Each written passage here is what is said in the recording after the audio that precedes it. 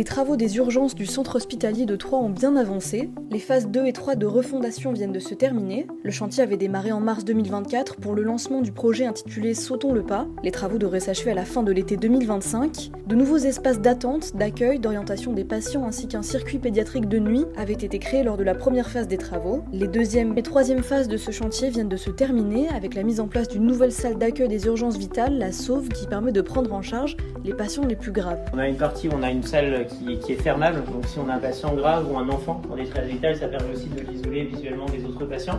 On a 3 emplacements dits actifs où on peut prendre en charge les patients en phase initiale et ce qu'on appelle un lit de décharge. Et si jamais on est à 4 patients dans la sauve et qu'on a un nouveau patient qu'on arrive, le patient le plus stable est mis dans cet espace là-bas. Il a exactement les mêmes dispositifs de surveillance et d'assistance si besoin. Cette salle d'accueil des urgences vitales est à proximité de tous les services supports et notamment du nouveau circuit principal des urgences, ce n'était pas le cas auparavant.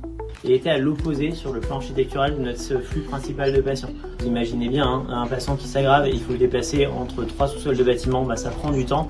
En termes de mobilisation des équipes, c'était pareil. Et là, en fait, on a une continuité directe entre notre circuit d'activité principal et la SAUV. Elles sont à une porte l'une de l'autre.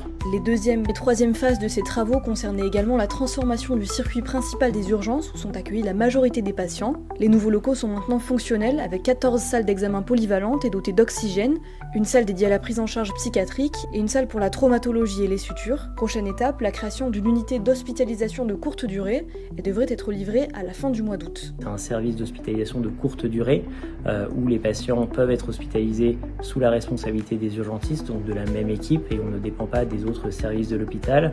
Et notre UHCD, elle comprendra 12 chambres du UHCD et un espace de surveillance pour jusqu'à 5 patients. Donc 17 lits à notre disposition, ce qui changera la donne puisque aujourd'hui c'est 17 lits qui n'existent pas sur l'hôpital, donc ça sera la création de 17 lits d'hospitalisation.